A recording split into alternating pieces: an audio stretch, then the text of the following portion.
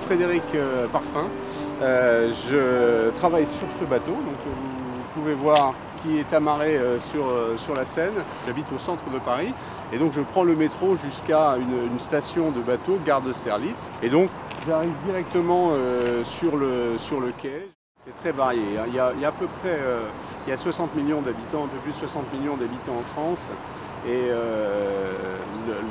à l'époque, le général de Gaulle, que vous savez peut-être qui c'est, disait en fait il y a 60 millions d'habitants, il y a 60 millions de Français, il y a 60 millions de différences. C'est-à-dire qu'en général, le français se sent extrêmement différent. C'est valable, oui, aussi pour les régions. La France fait plus de 1000 km de long, 800 km, enfin plus de 800 km de large, et qu'en fait les disparités font que quelqu'un de l'extrême nord de la France a plutôt une culture qui va se rapprocher un petit peu de la culture belge, flamande, wallonne, ou en Alsace par exemple, on est très très proche de la culture germanique allemande. Et dans le sud, c'est certain que dans le sud vous avez deux suds. Vous avez le sud qui est plutôt tourné vers la Corse et vers l'Italie, où là vous avez des gens qui sont très latins, très cool, très tranquilles. Et vous avez l'autre culture, donc des gens qui sont du sud, mais du sud-ouest, donc qui sont soit un petit peu catalans, donc un peu, pas espagnol, mais catalan, un petit peu hispanique, ou alors un petit peu basque.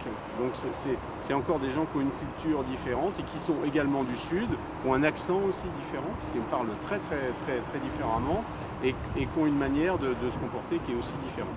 Et vous avez une culture locale, ancrée, très forte, avec des traditions culturelles, des traditions culinaires, de danse qui existent, qui perdurent et qui sont très fortes. Et tout ça, ça fait un peu l'identité française et c'est très riche et c'est très intéressant. Dans chaque quartier de Paris, on vit aussi comme dans un petit village. On se connaît tous, on a des amis, on se dit bonjour, on s'échange les choses, on a les enfants qui vivent ensemble, les écoles. Paris, c'est pas seulement une énorme ville, c'est des petits quartiers dans lesquels les gens vivent très bien et c'est aussi ça que j'aime à Paris. Ici, on est dans le Marais. C'est un quartier très typique et très visité par les touristes. C'est un des quartiers juifs en fait qu'il y a à Paris, il y en a plusieurs. Je m'appelle Pendy Hoffman, nous nous trouvons dans la rue du Roi Tissil, donc en plein Marais. Bonjour, j'habite à Paris dans ce quartier depuis, je m'appelle Stéphane, j'habite ici depuis plus de 10 ans. Cet endroit, c'est un endroit un peu à part parce que il n'y a pas de voiture. En fait, c'est un très vieux quartier à Paris, mais là, ici, plus précisément, c'est plus anglo-saxon. Et plus un peu rock. Ok, vous êtes dans le quartier gay de Paris, Saint-Paul, le Marais, donc bienvenue. Voilà. Qu'est-ce que vous voulez que je dise? Alors, ici, il y a beaucoup de fripes et de boutiques vintage, il y a pas mal de bars, c'est très cool, c'est un quartier assez jeune, c'est cool.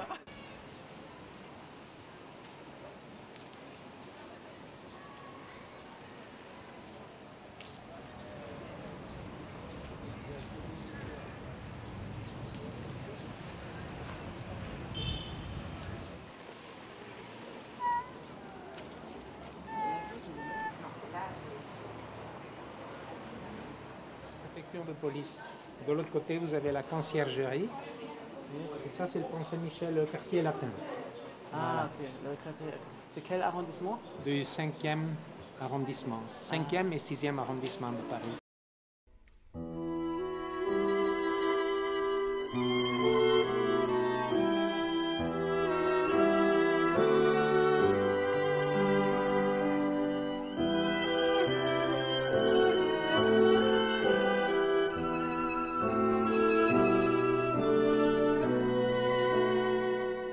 Vivre à Paris, c'est extrêmement agréable.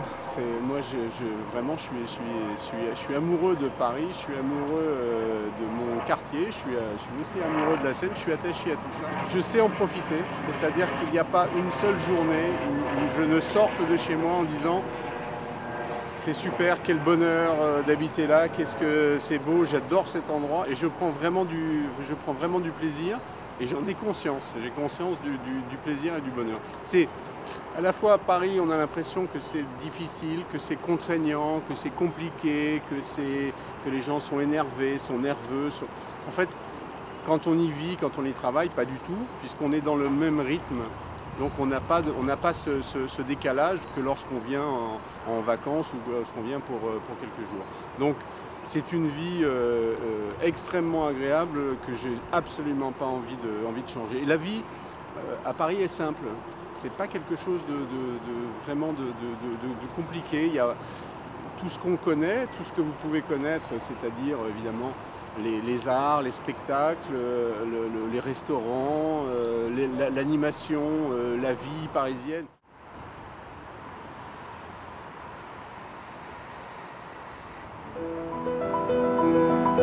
Donc la rive gauche, qu'est-ce que c'est? Paris, c'est pareil.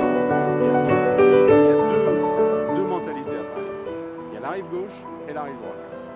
En gros, la rive gauche, c'est plutôt historiquement les intellectuels, les littéraires, les éditeurs. Donc moi, je suis rive gauche. Donc on va dire qu'on a un esprit, c'est un peu le côté un peu plus intellectuel. Enfin, on va dire les intellectuels sont là. Rive droite, on a plus des gens qui travaillent ou des gens qui font plus la fête. Voilà, c'est un petit peu la différence. Et donc moi, je revendique d'être rive gauche. Mais quelqu'un rive droite va vous dire jamais j'habiterai rive gauche. Voilà. Et moi, je dis rive gauche, j'habiterai jamais rive droite. En se mêlant, c'est pas une frontière. C'est une question d'habiter un endroit. C'est-à-dire qu'on est vraiment attaché à un endroit, à un quartier, parce qu'il y a un état d'esprit dans cet endroit. Mais on va aussi bien ailleurs, il n'y a pas de souci.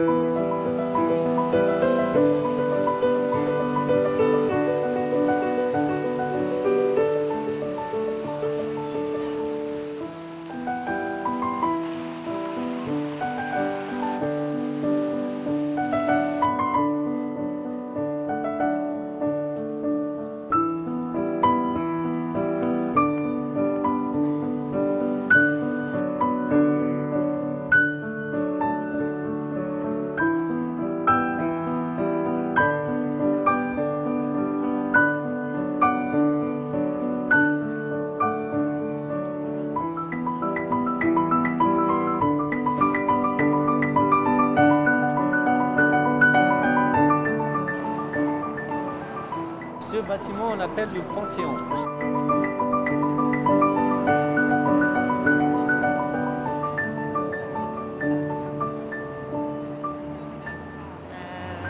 Vous avez le Panthéon où il y a tous les tombeaux des grands hommes. Il y a le lycée Louis le Grand. Enfin, c'est vraiment le quartier étudiant, donc il y a les plus grandes écoles dans ce quartier-là.